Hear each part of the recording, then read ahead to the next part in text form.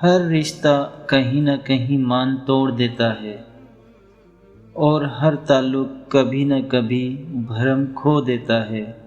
یہ صرف اللہ کریم کی ذات ہے کہ جس کا آسرا ہمیشہ قائم رہتا ہے۔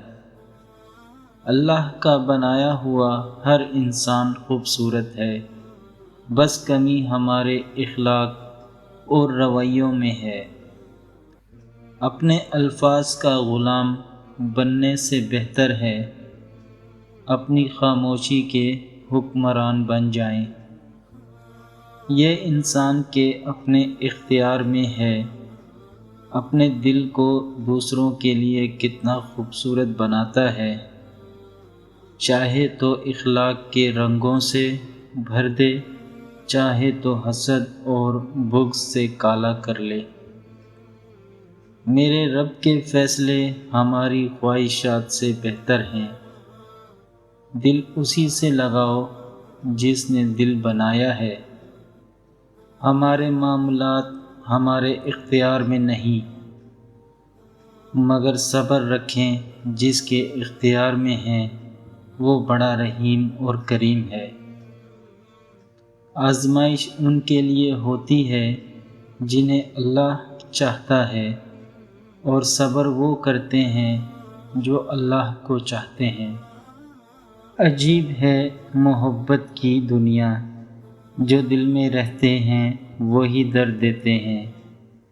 راستے مشکل ہی سہی، مگر مجھے اللہ پر یقین ہے۔ اللہ کے ساتھ تعلق کی وضاحت نہیں کی جا سکتی۔ وہ ایک نور ہے، اور ہر ایک کے قریب اس کی طلب اور چاہت کے مطابق آتا ہے۔ مضبوط تو وہ ہے جو رونے کے بعد اپنے آپ کو خود سمجھائے کہ اللہ ہے نا، سب ٹھیک ہو جائے گا۔ تمہارا صبر تمہیں کامیابی عطا کرتا ہے۔ ہر شخص تو فریب نہیں دیتا، مگر اب اعتبار زیب نہیں دیتا۔ لوگوں کی خفیہ سازشوں سے پریشان نہ ہوں، کیونکہ اللہ کی تدبیر اور چاہت سب پہ بھاری ہے۔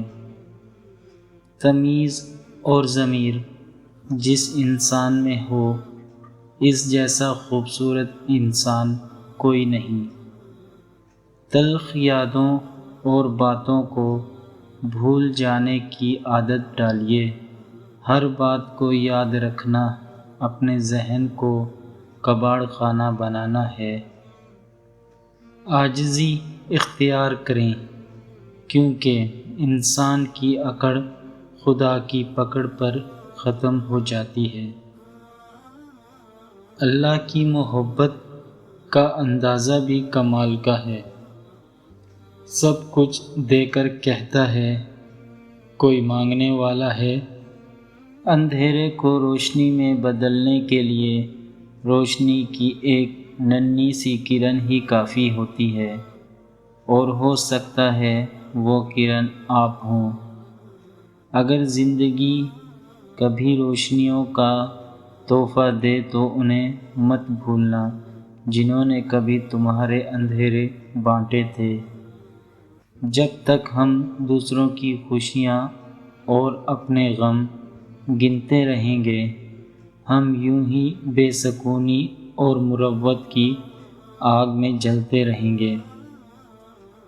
تم ہر شخص کو خوش نہیں کر سکتے، بلکہ تم اپنا سکون کسی کے لیے کتنا ہی برباد کیوں نہ کر لو، پھر بھی وہ شخص تمہاری نیت یا تمہاری مخلصی میں کوئی نہ کوئی نقص نکال ہی لے گا۔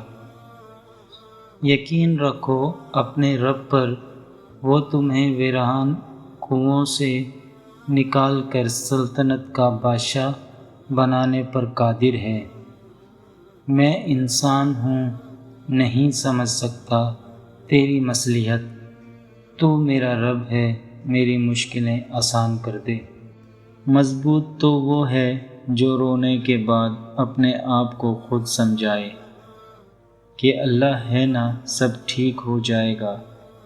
اے اہل ایمان، اللہ کا بہت ذکر کیا کرو اور صبح و شام اس کی پاکی بیان کرتے رہو۔ وہی تو ہے جو تم پر رحمت بھیجتا ہے اور اس کے فرشتے بھی، تاکہ تم کو اندھیروں سے نکال کر روشنی کی طرف لے جائے، اور اللہ مومنوں پر مہربان ہے۔ خود کو سب سے بہتر سمجھ لینا یہ ایک ایسی بیماری ہے جو انسان کو کسی قابل نہیں چھوڑتی۔ بعض اوقات زندگی کے کچھ لمحات میں آپ یہ سیکھتے ہیں کہ جینا ضروری نہیں رہا۔ لکھنے والے نے کیا خوب لکھا ہے، زندگی جب مایوس ہوتی ہے تبھی محسوس ہوتی ہے۔ دنیا کے سب سے تیز اور اندر تک چیر پھاڑ دینے والے ہتھیار لفظ، زبان اور لہجہ ہیں۔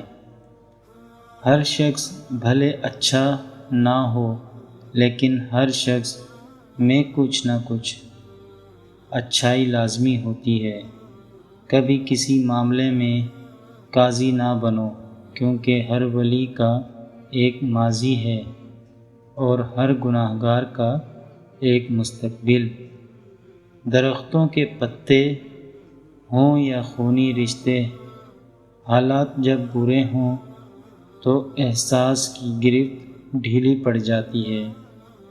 ملتا تو بہت کچھ ہے اس زندگی میں، ہم گنتی صرف اسی کی کرتے ہیں جو حاصل نہ ہو سکے۔ برا وقت گھوڑے پر بیٹھ کر آتا ہے، لیکن جاتا چونٹی کی پیٹھ پر ہے۔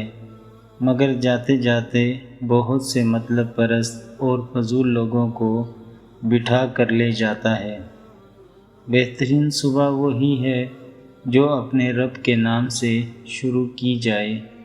اپنے ذہنی سکون کے لیے 3 چیزیں مختصر رکھیں: الفاظ، توقعات اور لوگ۔ اپنی زندگی کو اس درخت کی طرح بناؤ جو تنہا کھڑے ہو کر سورج کی تپش برداشت کرتا ہے، لیکن اپنے دامن میں آنے والوں کو سکون بخشتا ہے۔ ضروری نہیں ہر کوئی آپ کو سمجھ پائے، ترازو صرف وزن بتا سکتا ہے، معیار نہیں۔ حشر کے دن تو تمہارا جسم بھی تمہارے خلاف بولے گا، پھر یہ وفاداری کس میں ڈھونڈ رہے ہو؟ اللہ وہاں سے دروازے کھولتا ہے جہاں سے گمان بھی نہیں ہوتا۔